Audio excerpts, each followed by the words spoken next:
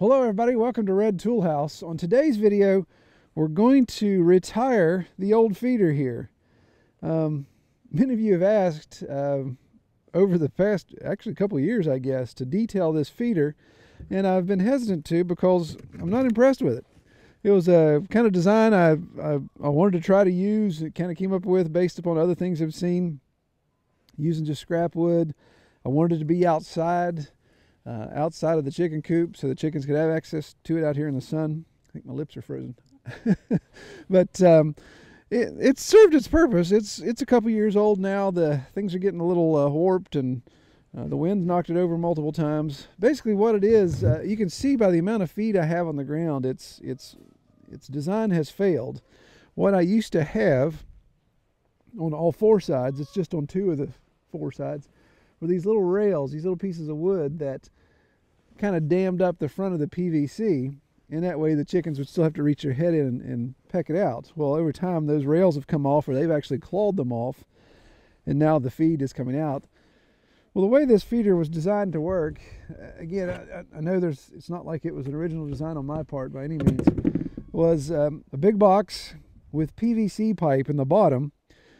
Cut a hole in the side of the box, put the PVC pipe in, and then even the PVC itself, I had cut the sides out of. I don't know if you can see there with my finger in the way, but just kind of cut notches out of the side of the PVC pipe so the feed could just gravity feed into that. That process worked pretty well. Again, without having the little dam here, you can see this one's still intact, so it does kind of dam up the feed a little bit, but it's just too big of an opening. This is a 4-inch PVC, so you can see my fist will fit in there. So it still allowed the chickens to get their feed in and kind of pull it out, which was an issue. The other, you may wonder, why is there a glue bottle in there? Well, I needed displacement. Obviously, I wanted to build some sort of ramp or some sort of wedge here to make the feed go towards the four sections. And I put a makeshift, I had one of my old glue bottles, so I put that in as a makeshift, and it's been there for 2 years now. Put some little side wings in here again to try to coax the feed to go towards the PVC. Didn't want to have 20 pounds of feed just hanging out that the chickens couldn't get to. There's a ton in around this pallet. I put it on a pallet to get it up off the ground so the bottom of the feeder doesn't rot out. But it's really become an issue now. In fact, there's probably 25 pounds of feed down in between the slats of the feeder. Other issue I have is I noticed that at night, when the chickens are safely locked up in the coop, all the wildlife's coming down here and just having a field day. So I think they're the ones that are getting rowdier here. There's raccoon tracks, there's possum tracks.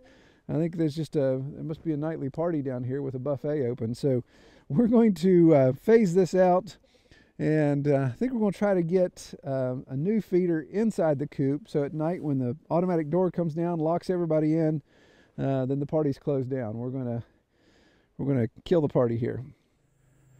So, okay, so what we decided to do is obviously replace the old feeder, and trying to look at options on how I want to replace it, whether I build something else or just figure out what other plans I could explore. And I was talking to Wade over at Duncan's Poultry. If you guys have been following the channel for a while, you know we've done some stuff with Duncan's in the past. I'll link to a video here. So in talking to him, he sent me two. He said, hey, try this one. This is a wall mount. It's kind of like a low profile feeder. For if you got a tight space in your coop and you don't have a lot of room for feeder, then he sent me this one, so we're going to try that. We're actually going to install that in Camlin's chicken area there, so his little flock of 13 can utilize this feeder. And then we have another feeder here that some assembly is required. This is one that I'm going to put in our coop, in the big coop. And I'm going to put it inside versus keeping it outside. I think if I go inside, then I can keep the nighttime critters from coming down and gorging on all my feed. And this is supposed to hold a 50-pound bag of feed, which is how much I like to feed out every 2 days. So we'll put this together and see what it looks like. Okay, well, I'm not one for an unboxing video. I don't necessarily know that those are particularly exciting. But in taking this out, I am impressed already. Those of you that have put together feeders or not, this is my first Duncan feeder, but it has, if you can see these inserts that showed up, these inserts in the components that you screw together, brass-like components here. that keep you from having to use screws and washers and nuts and split washers. Literally is just a small bag of screws here that will screw right into these pre-threaded inserts, which that makes it nice, because those Brower bin feeders I use for our piglets after weaning, they all had to be put together with washers and screws and nuts and split washers, and it seems like they were, even as tighten them down, they would come loose and they'd disappear. So I knew, okay, my pigs just ate, you know, a nut or a washer or whatever. Wasn't too crazy about that. So this obviously is nice. It's I wasn't expecting it to be to have that kind of detail in it, but we'll see how it goes together.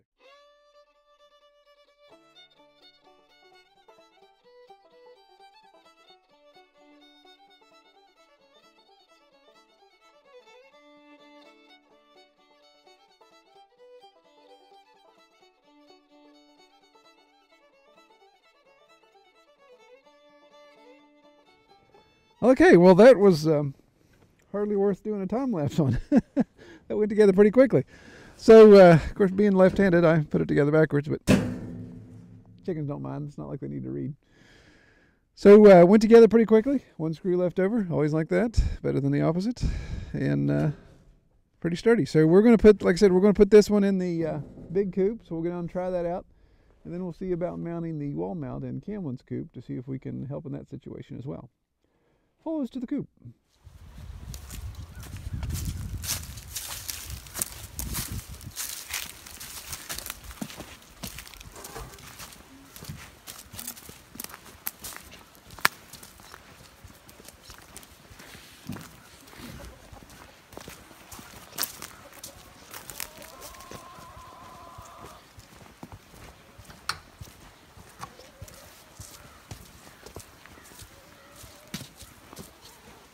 I think you're going to just set it to your right here. Move that blue tote. Perfect. Okay.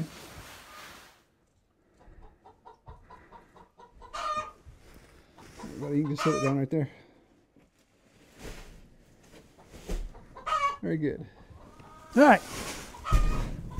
So let's see if she'll hold 50.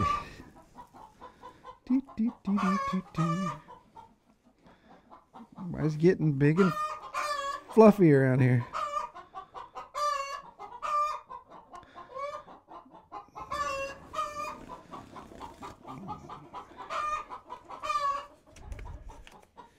Chill, ladies.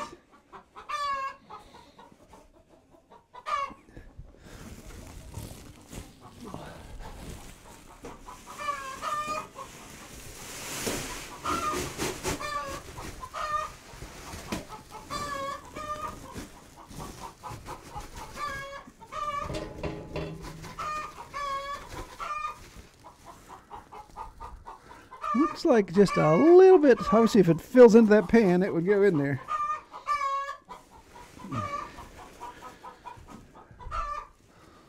Just a little bit on top. That's exactly. Now, obviously, that's all depending on if my feed store does a full true 50. That is pretty much right at a 50-pounder. All right. Leave that for a second. So the way that should work now, of course, is, I don't know why this happens every time I record. So the way this should work now is this door will be closed, obviously, at night, and the automatic pop door closes at dark. So it'll have feed. Feed will be protected in here. So we'll see how it goes. See Miss Bard Rock there. She's already interested. All right, well, it's a little embarrassing the amount of waste I have here. So, yeah, there's easily 25, half a 50-pound bag of feed here. And right now, I'm just, since it's already on the ground, I don't want to mess with it molding. The bad thing is it's going to rain for the next 4 days. This is all going to wash away. We may scoop some of it up in a bucket. But hopefully using that new Duncan feeder obviously will reduce the waste here. It's probably one of the biggest expenses, of course, with egg-laying chickens is feed, and so when you're wasting it on the ground like this, it doesn't help the bottom line any. Okay, so now let's go ahead and we're going to put our low profile feeder in here for Cameron's chickens. So unplug the fence. Trip over the fence. All right, Camo, bring the feeder here. My good man. And jump on in here and hit me.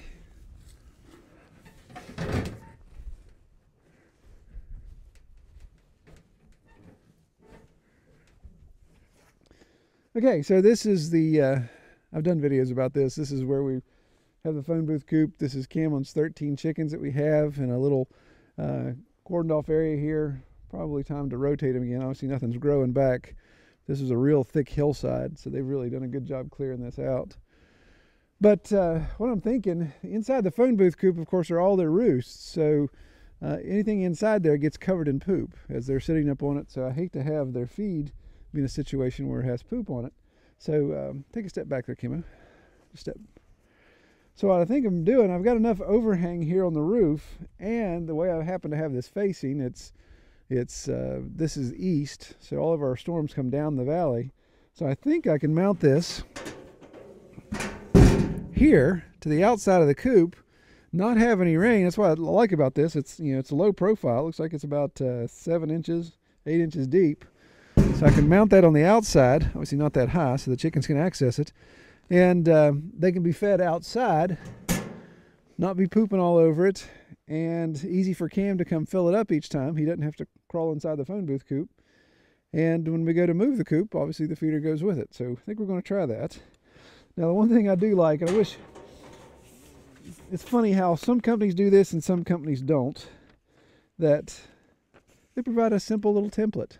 So if you tape this piece of paper to the side of the coop, it has 2 little screw hole mounts marked, and you just screw it in. And it's amazing how many companies don't include something this simple as a template.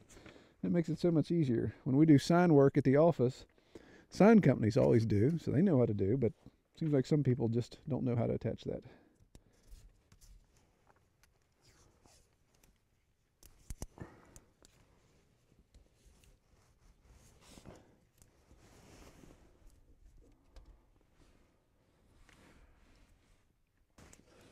Since it won't, the wind won't stop blowing here, we'll tape it down even more, and let's go ahead and throw our tape down in the chicken poop like we always do.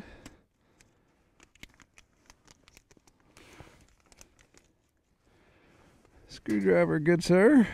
It's not a screwdriver. Well, it's a small Craftsman. It's not big enough to be called a drill. It's an assault to drills.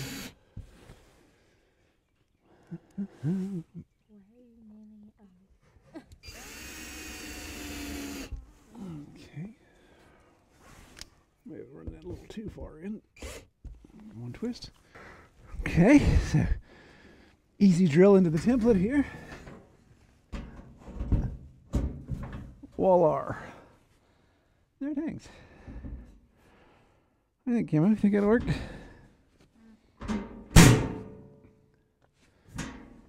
I like it.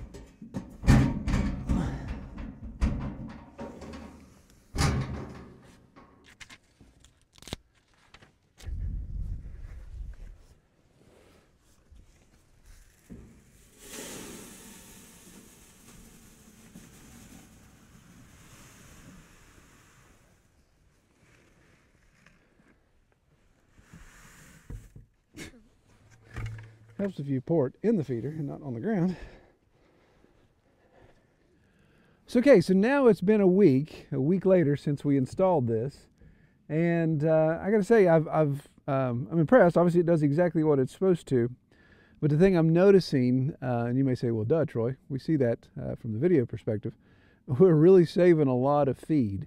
There's not nearly as much waste as what we were having. Now, the feeder down at the coop, it's, you know, obviously different. I was going through 50 pounds of feed every 2 days for 75 chickens, and I knew that was a little high.